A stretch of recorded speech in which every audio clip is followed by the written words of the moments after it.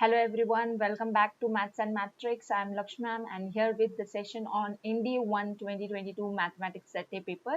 इस सेशन में हम लोग सॉल्व करने जा रहे हैं क्वेश्चन नंबर 91 ऑनवर्ड्स.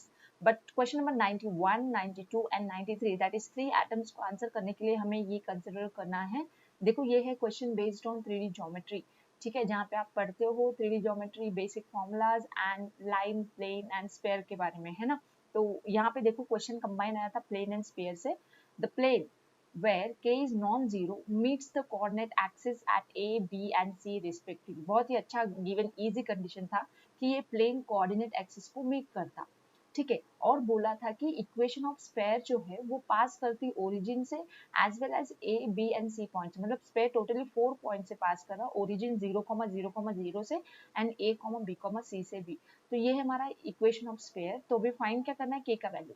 बहुत ही आसान था ये सवाल. क्यों मैं बताती हूँ. तो सबसे पहले जब आपको पता है कि एक प्लेन कोऑर्डिनेट एक्सिस को कट करता तो उसका इंटरसेप्ट फॉर्म वाला इक्वेशन आता ना इस तरह से, x upon A plus Y upon B plus Z upon C is equal to 1. Intercept form वाला इक्वेशन ऑफ प्लेन होता ना. अभी हमें ए बी सी ढूंढना है यहाँ पे. ये कैसे ढूंढे हम, ये कैसे ढूंढे. ये ए बी सी हमारे क्या होते, ये पॉइंट्स बन जाते. ए बन जाता ए, 0,0, बी बन जाता हमारा 0, बी, 0 एंड सी बन जाता हमारा 0, सी. अभी ये ए बी सी निकालने का तरीका आपको पता होना चाहिए. आपको पुट करना है y and z equal to 0 to find out the x का इंटरसेप्ट. तो 6x इज इक्वल टू 12. कितना आएगा, 6x इज इक्वल टू 12 हमें देगा x is equal to 2. x and y को आप x एंड z को आप 0 लगाओ, फिर आपको मिलेगा y. तो ky इज इक्वल टू 12. तो y कितना आ रहा हमारा 12 बाई k. आप x को एंड y को 0 लगाओ so that you get the z. तो 3z is equal to 12.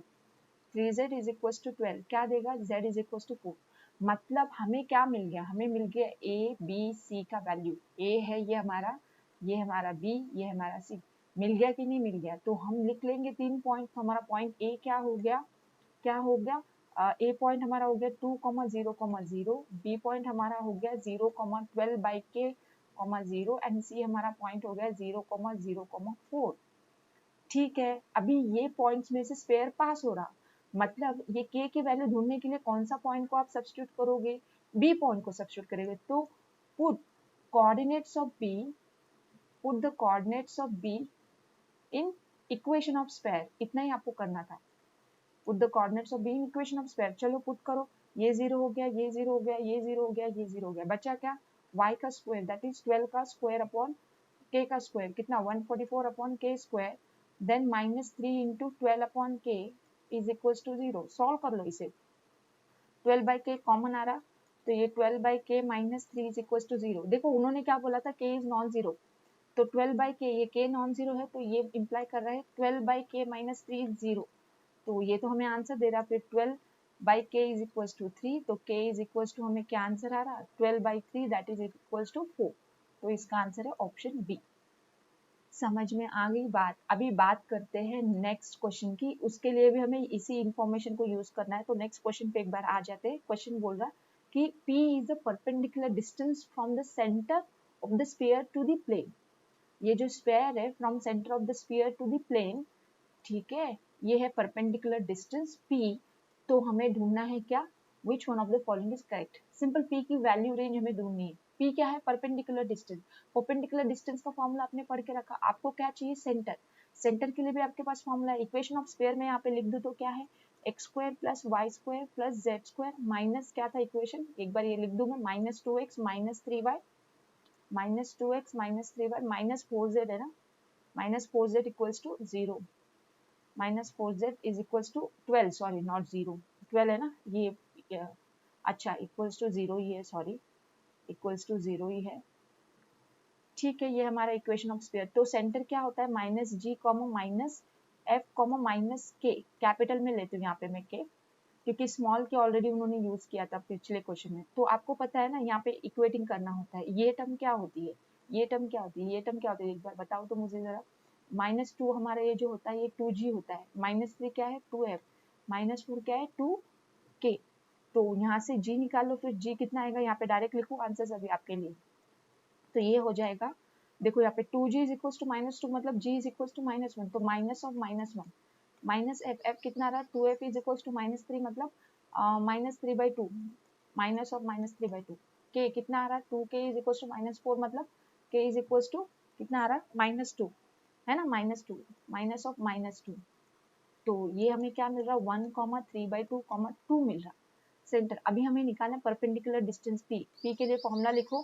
Plane का इक्वेशन क्या था एक बार मैं यहाँ पे कॉपी कर लूँ। प्लेन का इक्वेशन क्या था हमारा, एक बार पिछले क्वेश्चन पे आ जाते हैं। प्लेन का इक्वेशन था, देखो ये रेस करती हूँ, ये था हमारा प्लेन का equation 6x plus ky 6x plus ky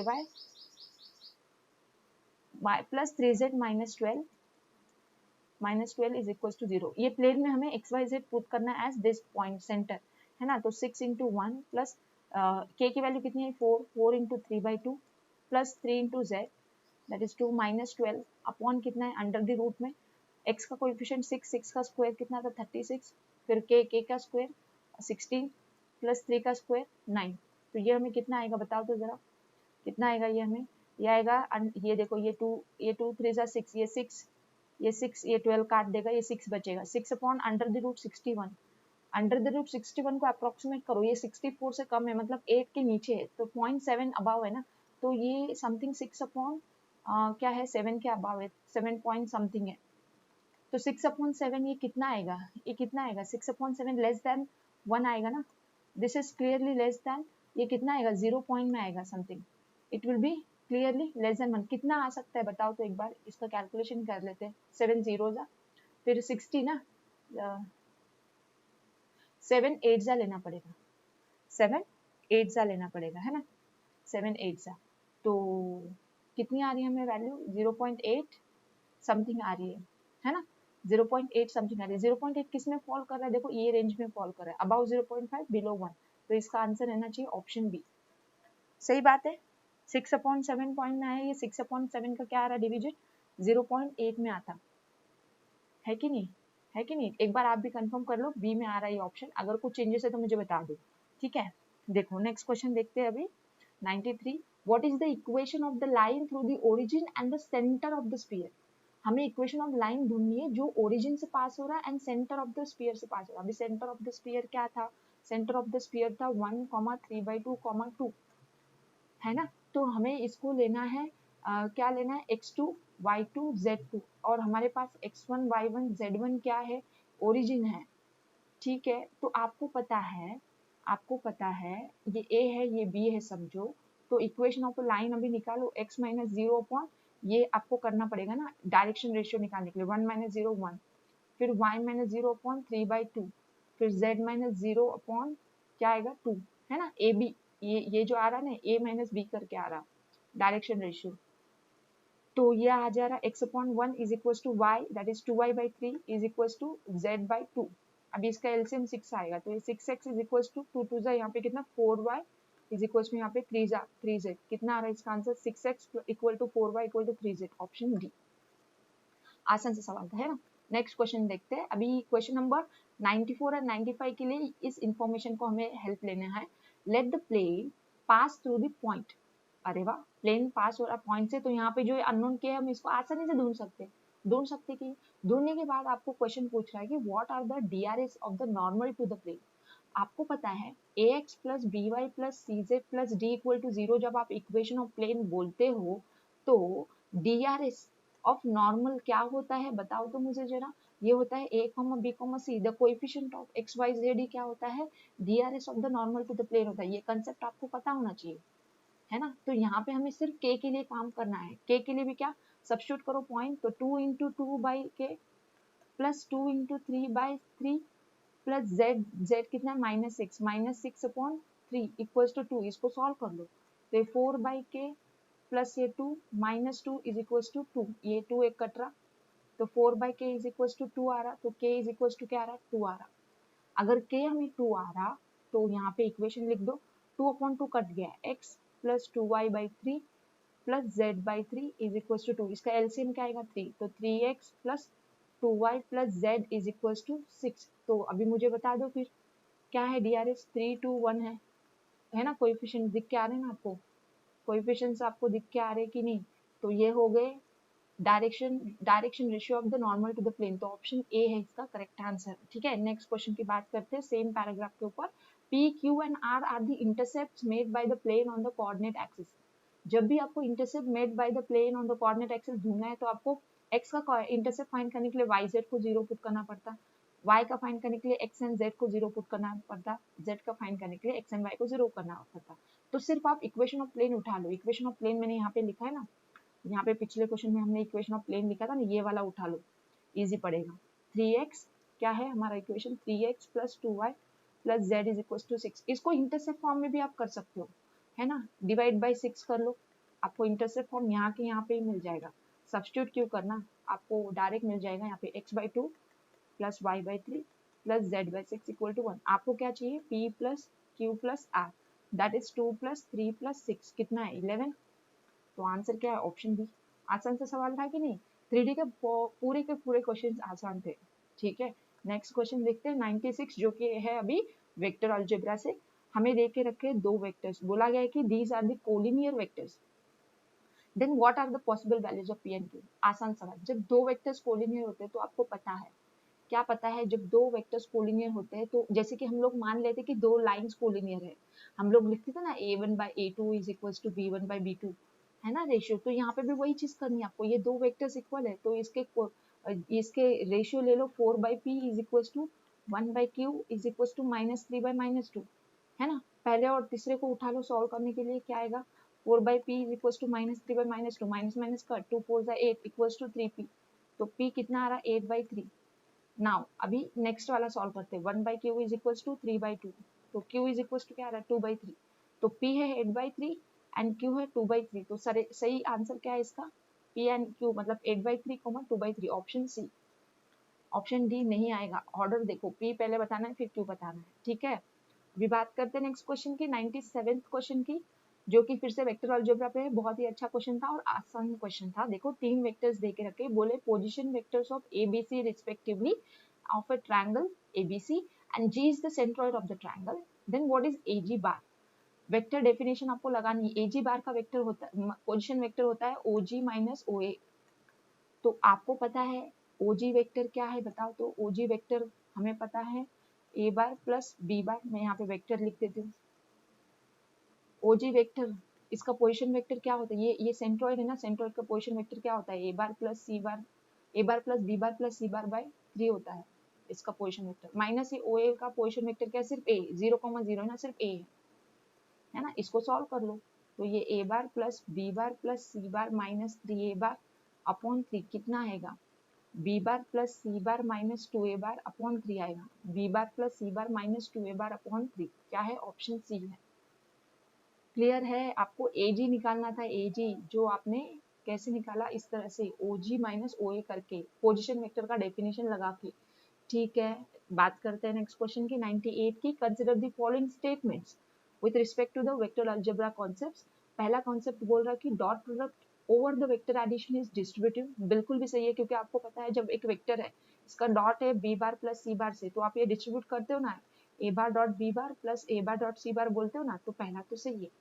cross product over the vector addition is also distributive, ये भी सही है, क्योंकि vector A cross B plus C को हम लिख सकते हैं vector A cross B plus vector A cross C vector. ठीक है, सही है। What about the third point यहाँ पे गौर करना है, cross product of vectors is associative, A bar cross B bar cross C bar, आपको पता है this is not equal to A bar cross B bar cross C bar, क्योंकि आपको पता है कि ये कंसेप्ट आपको पता है ना, वेक्टर A है और वेक्टर B है, तो इसका जो आता है perpendicular vector that is A cross B, ये आता है वेक्टर का मैग्नीट्यूड, A का मैग्नीट्यूड B का मैग्नीट्यूड साइन थीटा म्यू आता है। अगर आप ये चेंज कर देते हो, अगर आप ये वेक्टर्स चेंज कर देते हो तो ये क्या होता है, अगर इसको आप A बोलते हो इसको B बोलते तो ये नीचे आ जाता है ना, तो B क्रॉस A निगेटिव में आता है ना, तो ये चेंज हो जाता है। तो ये कंसेप्ट आपको पता ही होगा, इसीलिए associativity is not true for the cross product of vectors. ठीक है, तो थर्ड जो उन्होंने बोला इट इज एसोसिएटिव, ये रॉन्ग है, इट इज नॉट एसोसिएटिव। तो सही क्या है, पहला और दूसरा, तो आंसर है इसका ऑप्शन सी। ठीक है, बात करते हैं नेक्स्ट क्वेश्चन की 99 की, let A B and C be the three non-zero vectors such that A cross B is given to be vector C. Consider the following statement. Statement number 1. A bar is unique if B bar and C bar are given. सही बात है, अगर आपको किसी बंदे ने ये दो वेक्टर्स दे के रखे हैं तो इसको सॉल्व करके आपको वेक्टर A मिलना है जो कि क्या रहेगा, यूनिक रहेगा, मल्टीपल तो नहीं रहेंगे, तो ये तो सही बात है. What about the second statement, C bar will be unique if A bar and B bar are given. ये भी सही बात है. मतलब इसी इक्वेशन में अगर कोई बंदा आपको दे दे, क्या दे दे, C bar they they and sorry not C bar दे दे, क्या दे दे, A bar and B bar अगर कोई आपको दे देता है तो इसका क्रॉस प्रोडक्ट करके C bar आपको यूनिक ही मिलता है ना. तो ये भी सही बात है, सिंपल से बेसिक डेफिनेशन सही है, तो दोनों सही है, तो ऑप्शन सी सही है इसका. कुछ सॉल्विंग की जरूरत नहीं, बेसिक डेफिनेशन सही है. ठीक है, बात करते हैं नेक्स्ट क्वेश्चन की. देखो 100 क्वेश्चन की. Let A bar and B bar be two unit vectors, मतलब magnitude of A and magnitude of B, ये दोनों वेक्टर्स का मैग्नीट्यूड कितना है, मैग्नीट्यूड है 1 because these are unit vectors. और हमें क्या देके रखा है, magnitude of A minus B, ये दो वेक्टर का डिफरेंस का मैग्नीट्यूड कितना है, लेस देन 2 है. इसी को बस हमें सॉल्व करना है. बोला गया कि 2 theta is the angle between vectors A and B, then which one of the following is correct. आप क्या करो, ये दे के रखा है ना, इसको स्क्वायरिंग करो तो ये आएगा मैग्नीट्यूड ऑफ A का square minus magnitude 2 times magnitude A magnitude B cos of 2 theta angle between them, है ना, A डॉट B आप ले लेंगे तो magnitude A magnitude B cos theta, theta नहीं इधर 2 थीटा एंगल है ना, फिर प्लस मैग्नीट्यूड ऑफ B का स्क्वायर लेस देन 4. मैंने स्क्वायरिंग किया, मैंने क्या किया, स्क्वायरिंग किया. तो अभी बात करते हैं फिर सिंप्लीफिकेशन की. ये कितना हो गया 1, 2 times 1 into 1 cos 2 theta plus 1 less then 4. तो ये आ रहा हमें, क्या आ रहा है, ये 2 को बाहर लेते हुए, क्योंकि 1 प्लस 1 कितना हो गया, 2 हो गया ना, तो 2 को मैंने बाहर लिया तो 1 माइनस कितना आएगा, 1 minus cos 2 theta less then 4. मतलब ये क्या आ रहा, 1 minus cos 2 theta less then 2 आएगा, 4 डिवाइड बाई 2. अभी 1 माइनस cos 2 थीटा क्या होता, 2 साइन स्क्वायर थीटा होता, डबल एंगल फॉर्मूला है ना. तो मतलब sine square theta less than 1 आया. Sine square theta less than 1 मतलब सॉल्व करो इसे, क्या आएगा, -1 less than sine theta less than 1. Square root ले लेंगे ना, इसको सॉल्व करेंगे. इसको कैसे सॉल्व करेंगे आप बोलेंगे मुझे, कैसे सॉल्व करोगे आप इसको, sign square theta -1 less than 1, तो ये आएगा sine theta -1 into sine theta plus 1, sorry ये 0, ये आपकी इनइक्वालिटी होगी, ना, तो ये -1 less than sine theta less than 1 आएगा. इसका वेविकर मेथड से सॉल्यूशन क्या बोलता, निगेटिव वाला चाहिए ना, लेस देन चाहिए ना, तो ये आएगा -1 से लेके 1. क्लियर है बात. तो आंसर क्या है इसका, -1 less than sine theta less than 1, -1 less than sine theta less than 1 देख रखा है ऑप्शन डी में. ऑप्शन डी है इसका राइट आंसर. क्लियर है बात. तो इस सेशन में हमने कंप्लीट किए कितने क्वेश्चंस, क्वेश्चन नंबर 91 से लेके क्वेश्चन नंबर 100 तक. लास्ट के 20 क्वेश्चंस बचे, अगले 2 सेशन में वो भी कंप्लीट हो जाएंगे. Stay tuned with me on my channel and subscribe to the YouTube channel.